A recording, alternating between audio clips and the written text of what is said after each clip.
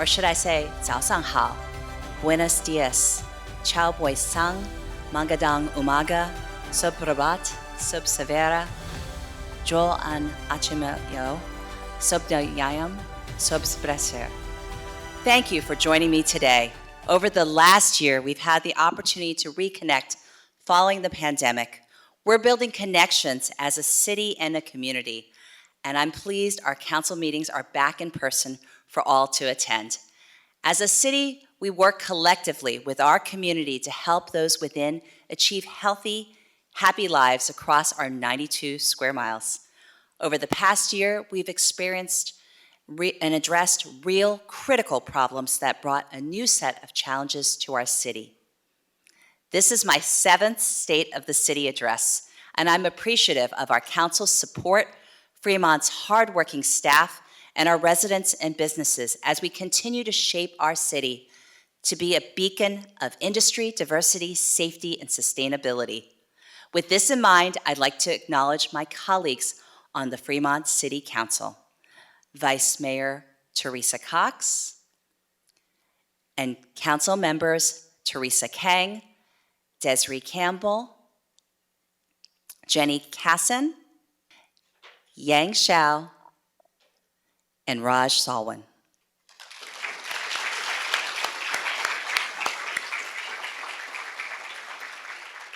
In concert with members of the city's leadership team, including City Manager Karina Shackelford, who's here with us today,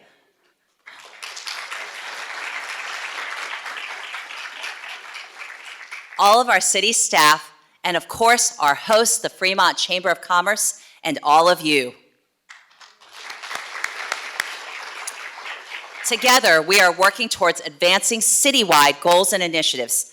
Earlier this year, our council met with our city leadership team and agreed on continuing to focus efforts on the following 3 priorities: supporting the viability of commercial corridors, continuing to address homelessness, and focusing on public safety. Our council's core priorities and services operate on a foundation of fiscal stability that has earned our city the Excellence in Financial Reporting and the Distinguished Budget Presentation Awards from the Government Finance Officers Association.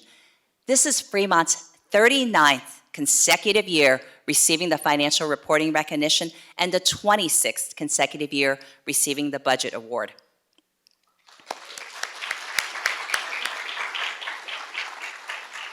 The proposed budget for fiscal year 2023-24 takes advantage of our growing local revenues to not only maintain essential services, but also make targeted improvements that focus on council and community priorities, including hiring additional staff to better expand our services and support public safety. Additional budget proposals include increasing the ongoing general fund allocations for street, park, and building maintenance activities. While currently the local economy is forecasted to continue to grow, our one-time allocations to continue increasing our budget uncertainty reserve will allow us the ability to draw down on those rainy day funds in case of a recession. Because of Fremont's prudent fiscal management, we've used one-time monies to pay off city debt, resulting in ongoing savings of $1.3 million per year for 15 years, accumulating a total of $19.5 million in future years. And we've established a $15 million reserve for unfunded accrued leave liabilities for our employees.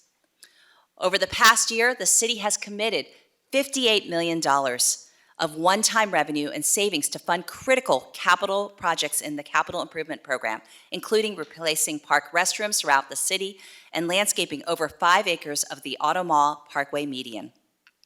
An independent auditor also completed an assessment of the city's purchase card program, and we've begun implementing their recommendations.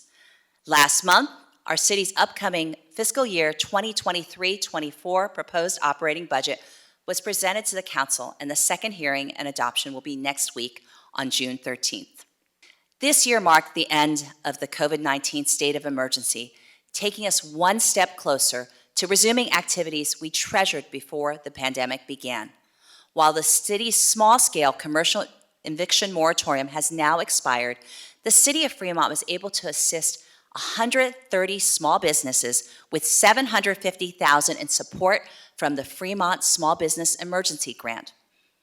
We also helped hundreds of small businesses apply for federal, state, and regional funding opportunities, bringing in nearly $9 million to Fremont small businesses during a very challenging time.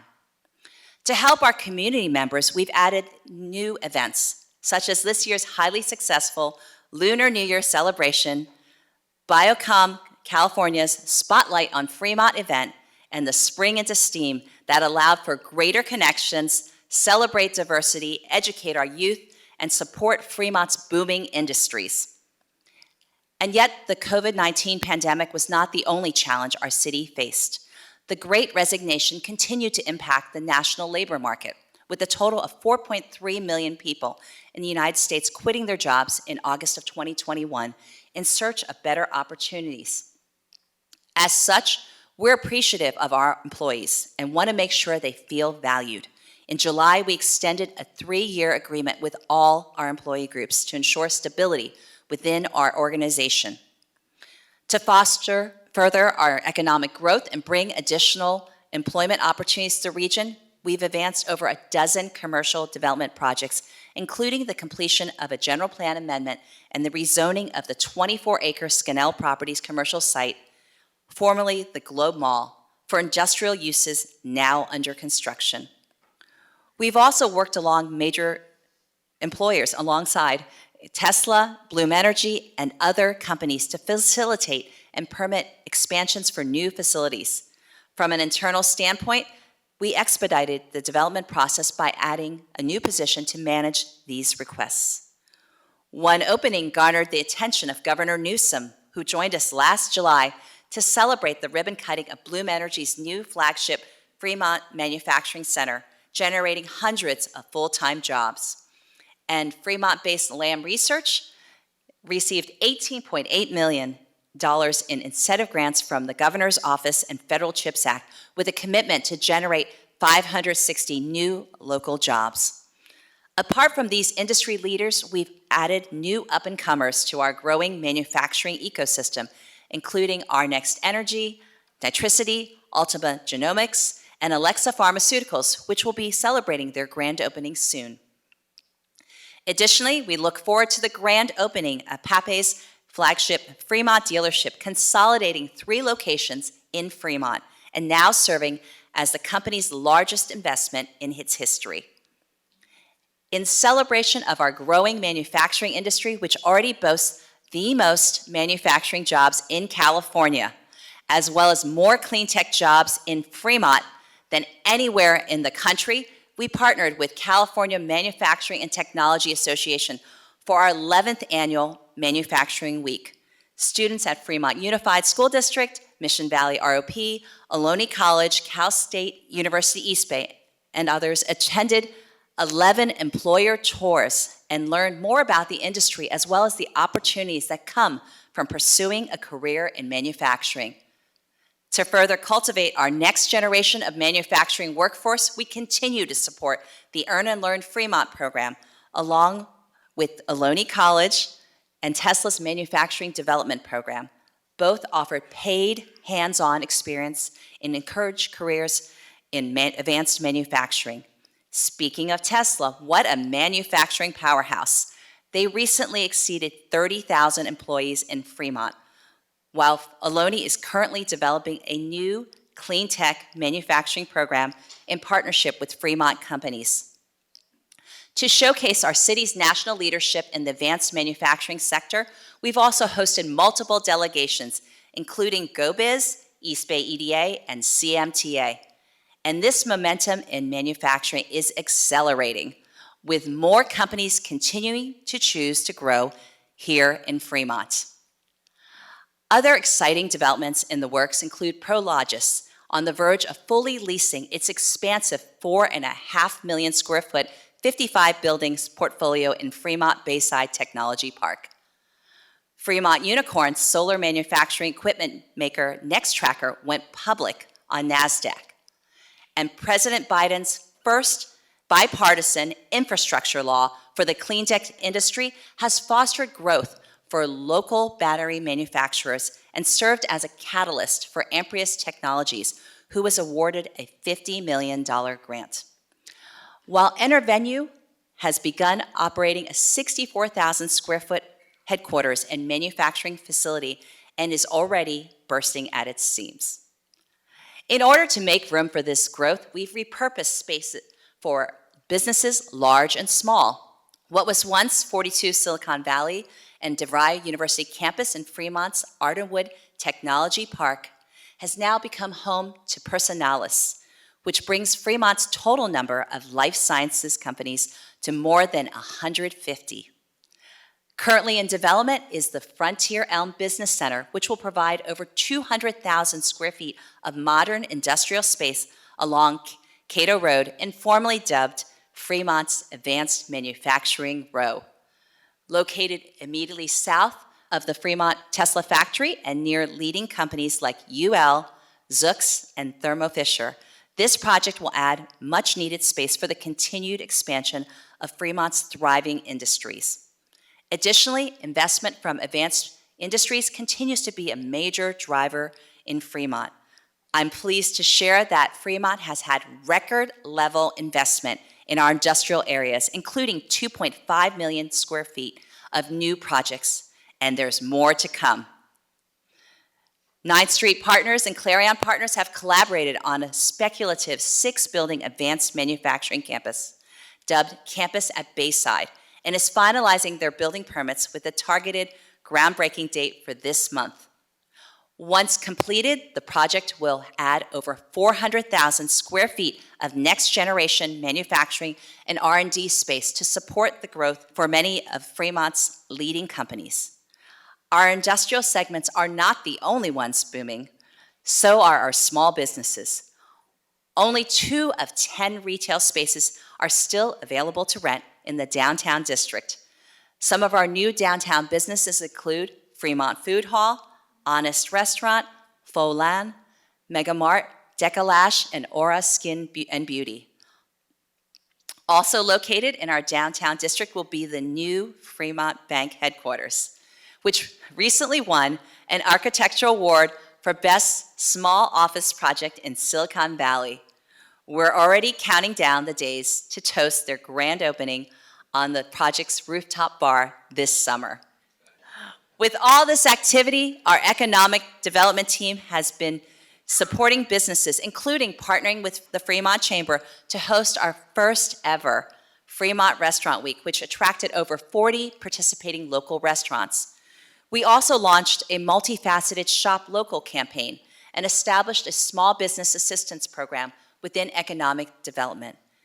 We love showcasing our small businesses, and we've commissioned a professional photography service to showcase many family-owned small businesses across Fremont's neighborhood districts to enhance marketing of our commercial areas. Capturing their stories, our Fremont Economic Development team launched a new Fremont Shop Small series highlighting diverse, newly opened small businesses. We're getting a behind-the-scenes look thanks to Aura and Banter Bookshop in downtown, who helped kick off this series of video vignettes. It's also why we enhance the placement of small business resources in our programming on several of our city's communication channels to serve as a guide for all upcoming events and news, and our connections keep growing. To better prepare for businesses for a more connected future, we're proud to have the support of Congressmember Ro Khanna and Senator Alex Padilla for our $1.5 million request to expand Wi-Fi access in Fremont's commercial and historic Main Street districts, allowing businesses and residents to better connect to Wi-Fi and access the web. While focusing on housing efforts, I'd like to recognize everyone who provided feedback in forums, community meetings, and surveys. Thanks to all of you, we are continuing work to establish our new short-term rental ordinance. To support community members in need of housing assistance, the city leveraged fees paid by the residential and commercial developers to secure a $5 million local housing trust fund grant. This grant was provided by the California Department of Housing and Community Development. Additionally, the state passed new legislation permitting residential uses within all commercial districts in California and streamlined development review timelines. Another direct way we supported our Fremont residents during the pandemic was through our Keep Fremont Housed program. During the term of this program, Fremont provided over $17.2 million in assistance serving 1,531 households, which benefited both tenants and property owners. The remaining funds were transitioned to a housing stability program. This past year, we achieved several affordable housing milestones by securing supplemental state and county funding for Bell Street Gardens and completing Granite Ridge Apartments, which just held its ribbon cutting last month. Not to mention, we're on track to complete several additional affordable housing developments. While I'm proud of the work we've done on the affordable housing front, there's always more we can do. Take our successful Housing Navigation Center, for example, which secured $1 million in additional funding and continued capacity expansion. Our two-year fiscal year-end report highlights the HNC's accomplishments to date. This report is extremely informative and helpful in sharing how residents transitioned into housing. A special thank you to local companies Lennar, Scannell Properties, and Valley Oak Partners, who donated over $1 million to support homeless services and programs in Fremont, together with proposed projects approved by the council. In addition, Cargill donated $20,000 in meals to support our winter relief program. To better coordinate resources across multiple departments, we've moved our homeless manager position into the city manager's office. Working with Alameda County Home Together 2026 plan, a strategic study planning and prioritizing funding for effective programs to prevent, address, and end homelessness. Our city hired a consultant who will develop a plan that collaborates with regional efforts and aligns with budgeted city resources.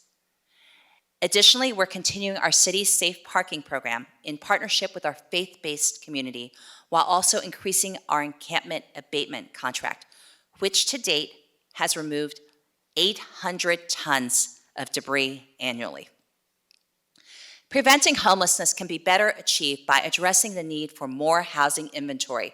Under state law, Fremont is required to plan for the housing needs of our community, also known as RHNA, the Regional Housing Needs Allocation.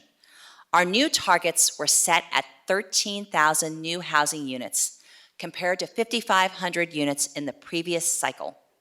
Although these housing unit targets are much higher, Fremont's general plan, approved in 2011, already anticipated new housing through our strategic urban growth framework. And I'm happy to report that the city's housing element was recently adopted and certified by the state, making Fremont only one of 7 cities in Alameda County to receive certification, while our council unanimously voted in May for the city to apply for the third round of funding available through the state's Home Key program. If our application is approved by the state, we'll utilize a $35 million Home Key grant to convert the Motel 6 on Research Avenue into 156 units of permanent, affordable apartments. From housing to helping others in need, thanks to over 1,200 donors, we were able to raise close to $500,000 for our Afghan Refugee Help Fund. In September, we celebrated our first Disability Resource Festival that connected our first responders with the disability community and also honored the passing of our late Human Relations Commissioner, Fada Amalidi, and her beloved son. It's important to me that we assist every person in our community who needs it, regardless of their financial situation, ethnic background, or anything else that makes them unique. In Fremont, we help, and more importantly, value everyone. Taking these actions helps our community live prosperous, happy lives. Maybe that's why Fremont has topped Wallet Hub's list as America's happiest city for the 3rd consecutive year, and just announced For the second consecutive year, Fremont is the best place in the nation to raise your family.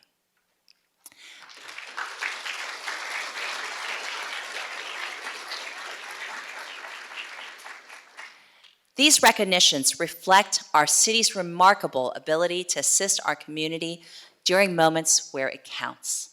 I'm proud of the incredible work completed to lessen the impact of the winter storms that began New Year's Eve 2022. As a city, we leveraged our storm response plan to quickly initiate cleanup efforts, assess damage across the city, and provide updates in real time to keep our residents and communities safe. In addition to public safety, we have several groups to thank for helping Fremont weather the storms, especially our public works and park maintenance teams.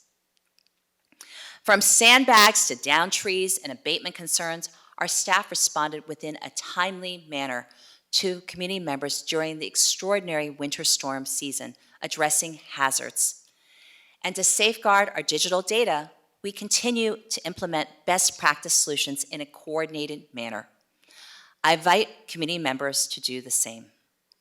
On the topic of safe streets, we adopted the street racing and sideshow ordinance to eliminate unnecessary dangerous driving and hopefully save lives. Despite a nationwide policing shortage and recruitment challenges, our police department has hired and added new positions. Our sworn female personnel now total 21, serving as progress towards our 30 by 30 initiative to increase the number of women recruits to 30% by 2030. FPD has also made data-driven decisions, including launching a new database resource staffing model to address high service call volume, hiring a new analyst to oversee data and transparency, as well as improving our community's access to policies and information through our transparency portal, and using state COPS grant funding, new technologies being used to enhance stolen vehicle recovery and reduce pursuits on our streets. Which leads me to another great recognition. Fremont was ranked as the 17th safest city in the nation by WalletHub and was the only large city in California to make their list. This is possible thanks to our incredible community partnerships and first responders. Our police department annual report highlighted some of FPD's key accomplishments noted on this slide. In alignment with Police Chief Sean Washington's goals, the police department recently recruited its inaugural group of high school students for the Chief's Youth Advisory Board, which provides an opportunity for students to share their perspectives. I'm energized by these initiatives that work to educate community members while increasing conversations about how we can further public safety. And I'm happy to share that FPD held its first in-person public safety fair last October after several years. We enjoyed interacting with community members while providing traffic safety and crime prevention tips. In piloting technologies, our police and fire departments jointly launched an initiative to trial a drone as first responders program.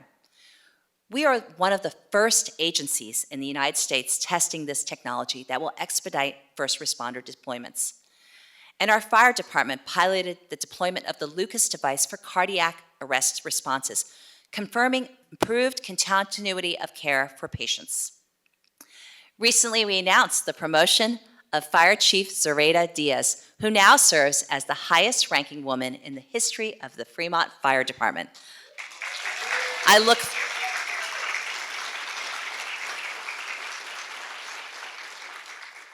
forward to the Chief's leadership.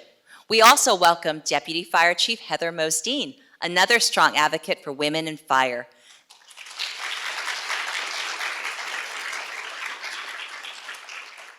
This new leadership team will be impactful to Fremont Fire and the community we serve. With Fremont's growing population, the fire department added a 14th company with an additional crew of 9 firefighters. And once again, we participated in Girls Camp, an event for high school girls interested in becoming firefighters, where participants received hands-on training with firefighting tools and equipment. Moving into emergency preparedness, we received grant funding to train current Fremont fire personnel to become paramedics. Last year, we adopted an evacuation system, Zone Haven, which alerts nearby community members of potential threats such as wildfires. New this year, we've upgraded emergency vehicles with a high-low siren to notify residents when they must immediately evacuate during an emergency. And as a member of the FEMA Task Force for Urban Search and Rescue, we deployed trained personnel to flooding and mudslide events this past year. Our firefighters also provided mutual aid locally and statewide as part of a strike team with other Alameda County fire departments. Additionally, we worked with the Alameda County fire chiefs and labor to address emergency medical services transport deficiencies. Moving on now, starting with our newly developed downtown district. In its first year of operation, this downtown event center and plaza has hosted over 180 events with a steady increase in rentals, events, and gatherings. And all this community involvement was noticed. We're happy that our downtown event center and plaza was selected as both Outstanding Facility and Park in the 2023 CPRS District 3 Annual Awards. Currently, we have multiple projects in works in downtown that will transform the Capitol Avenue corridor and surrounding areas, representing hundreds of millions in private investment. And up in Mission, San Jose, during Art Month, the Olive Hyde Art Gallery held their annual art reception in April, showcasing local artists, while last September we partnered with the Better Block Foundation to host an activation event to reimagine what this district could look like. This event's success serves as a guide for future placemaking efforts. Meanwhile, in Warm Springs last year, we hosted the Fremont Innovation District Celebration to recognize the opening of the West Access Bridge, which notably continues to receive awards for its transportation design, along with the Warm Springs Plaza. Also, the former P.F. Chang's at Pacific Commons Shopping Center is becoming an upscale pho and Vietnamese restaurant operated by Pho Hanoi Restaurant Group. Exciting things are happening in Niles. We joined 800 plus attendees to celebrate the reopening and completion of the California Nursery Historical Park. Making progress is the Niles Canyon Trail Project, a 6-mile trail for walking and bicycling, as well as new farmers market hosted by Niles Main Street Association and Foragers Market. And we're revitalizing a long vacant property to provide much needed housing and a welcoming gateway to Niles, which in September will host the Niles Canyon Stroll and Roll in honor of the late Supervisor Richard Valle. Up at Ardenwood, the new 90-acre Dig Deep Farms project opened in August, while around the corner the following week, Meta held its new Fremont campus mixer. Last month, this season's family-friendly campfire program kicked off at East Bay Regional Parks District's Dumbarton Quarry Campground on the Bay. While in Irvington, we worked with Xfinity and added a Comcast Lift Zone, enabling free Wi-Fi at the Irvington Community Center.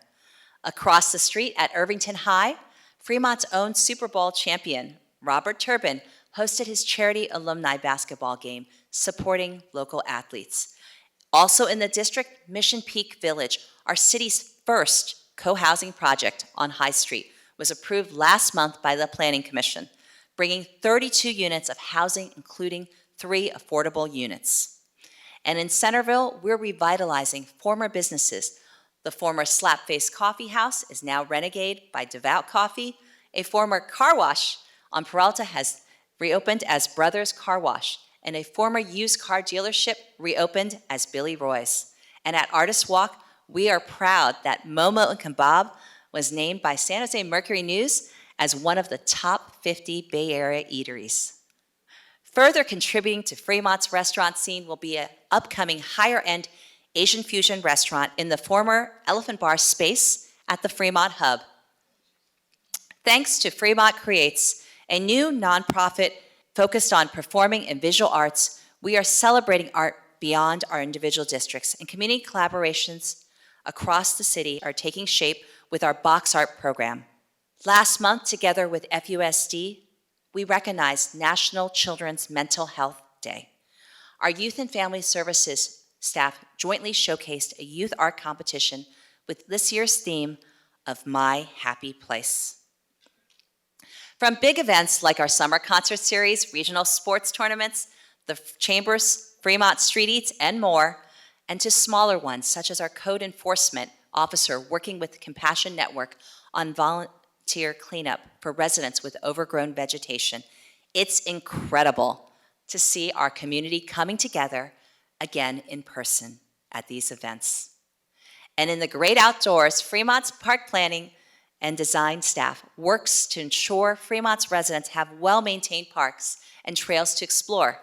Navigating and overcoming the challenges in front of us, we're developing major new park sites in time for the update of the 5-year impact fee program in 24-25 so that the city can continue to maintain our park system. Plans are in the works to address the community's interest in adding pickleball courts and dog parks in more parts of Fremont. We're allocating $27 million in city funds towards building and making a new Central Park Community Center a reality. Yet more funding sources are needed to round out this $58 million project. We'll be looking for additional support to finish this project. Thus far, we've received $8 million from a state grant through Assemblymember Alex Lee's office, and we're hopeful to receive an additional $6 million in proposed state and federal grants, leaving a remaining need of $17 million from other grants and private contributions. While the pandemic limited our in-person community engagement, our staff got creative while seeking feedback on the development of our Parks and Recreation Master Plan. Our Community Services Department and Parks and Planning design staff hit it out of the park, even taking home the Award of Excellence from the California Parks and Recreation Society for our inclusive and innovative approach to community engagement. Another major initiative that began last year is the resurfacing of 8 playgrounds, including a major milestone of surfacing upgrades at the Always Dream Playground in Central Park and Sylvester Harvey Park in North Fremont. We also finalized a lease agreement with East Bay Regional Park District last year, ensuring seamless access to this treasured peak. As natural resources at Fremont parks are essential to our local ecosystem, we launched a tree plotter online inventory program to help manage our city's 80,000 public trees. Building a greener and better community only works when partnering with local agencies, something Fremont embraces to ensure the vitality, beauty, and health of our city. Our local business efforts matter too. Recently, Delta Electronics achieved LEED Net Zero Energy certification for its Fremont-based American headquarters. It's the second facility in the Bay Area to be certified. Fremont was also proud to be recognized by WalletHub as the 4th greenest city in the nation. Speaking of green, this year I shared how Fremont is creating microgrids to provide resiliency during natural disasters. At the Silicon Valley Business Journal's Mayor's Economic Forecast, I discussed how the efforts impact Silicon Valley, as well as touched upon it at this year's CES. More recently, at City Summits of Americas, I presented Fremont's efforts to transition clean energy and electrification at the Advancing Equitable Clean Energy session. These efforts are in line with our Climate Action Plan 2.0, currently being updated and tentatively planned for our June 20th council meeting. Our plan aims to reduce 55% of the greenhouse gas emissions by 2030. Many of these efforts are thanks to our collaborations with organizations like East Bay Community Energy, with whom we're working to procure solar plus battery storage, and Bay Area SunShares, which offered Fremont residents discounts on solar and battery storage systems for their homes. Once again, we're teaming up with local business Gridscape, delivering an additional 8 new projects at city facilities. Just last week, we launched Solar App Plus to incentivize automated solar permitting, qualifying us for a $15,000 prize awarded by the Department of Energy. And we were part of a team awarded $1 million from the ICLEI USA Action Fund for the Home Electrification Equity Project. This funding will help cities, including Fremont, identify best practices to foster equity among underserved communities in access to sustainable solutions. And that's not all. Our youth are also getting involved. Fostering the next generation, we partnered with Fremont Unified and recently formed a climate literacy and environmental education network, connecting teachers and students to opportunities to explore climate action initiatives. I'm confident in our abilities to address our shared interests while cultivating resiliency to both meet our legislative priorities and move Fremont forward. In March, the city jointly hosted the Youth Climate Action Summit with a student-led environmental nonprofit called Beyond Terra. During the summit, our sustainability manager provided a keynote on city climate action implementation efforts and highlighted specific opportunities for youth engagement, including participation in the Fremont Green Challenge and the Climate Action Plan update. Seeds of action have grown to be community favorites like Coastal Cleanup Day, Earth Day Fair, and the Walk and Roll to School program, all encouraging sustainability. Fremont is reimagining how our community can positively affect the environment moving forward. Planning for the future, our city has obtained funding to develop various highway, trail, and building projects, such as the Sabercat Trail Extension and Irvingtonian Fossil Museum.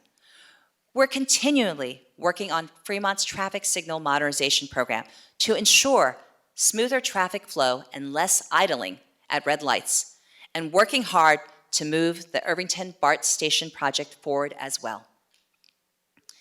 And we welcome your community input on new transportation initiatives like our active transportation plan. And on July 7th, I invite you to the grand opening of Centerville's new Dusterberry Neighborhood Park, featuring play areas, a basketball court, a plaza space, and much more. Fremont Skate Park in Central Park recently received major infrastructure maintenance for the first time since opening 10 years ago. All told, these projects will support the Parks and Recreation Master Plan, which includes the city and community's vision. As we enter the second half of 2023, there's lots to look forward to, including updates to our city's infrastructure plan, made possible by the Capital Improvement Program mentioned earlier. On the green front, we're advancing Fremont's vehicle electrification program by adding more charging stations and 16 new EVs, more than doubling the size of the city's zero-emission vehicle fleet, and evaluating switching even more police vehicles to EVs. We're also researching the conversion of all sports field lighting in Fremont to LED for better energy efficiency and increased cost saving. We need to balance this while maintaining other long-standing project priorities. I invite our community to join us by adopting this green-first mindset with their everyday decisions and actions. We'll continue to rely heavily on both technology and your feedback. Last summer, we launched My Fremont, a digital communication engagement platform, and have successfully deployed surveys on upcoming citywide initiatives. On the topic of GIS and mapping, we've also launched 3 new interactive maps that detail the box art program installations, Fremont's addressing policy, and affordable housing opportunities. If you haven't already, I encourage you to get to know your city council. We're all here to serve Fremont residents and businesses. As such, we want you to have timely access. One tool to empower you is our Fremont app. It's helpful in reporting concerns, managing your requests, and allowing for faster and more streamlined service. In closing, great things get started here in Fremont. And it's been a community-wide effort to work toward our goals and initiatives this year and the years to come. Together with each of these roadmaps, we're laying the building blocks that will strengthen our foundation, driving towards a brighter future. I thank each and every community member for their continued support as I work with our City Council and staff to address community needs to prepare for an even brighter tomorrow. Looking ahead, I'm excited by the opportunity of growing partnerships and developing solutions that reflect our values, make people feel welcome in Fremont, and create a more sustainable community. And to learn more about Fremont's future, please join us on the morning of June 27th at 8:30 as the Silicon Valley Business Journal and I welcome you to the future of Fremont here again in our beautiful downtown events center. Thank you for your time today and investing right here in the city of Fremont, because when you do, your money goes towards supporting our local small businesses, the arts, and our programs and services. Thank you.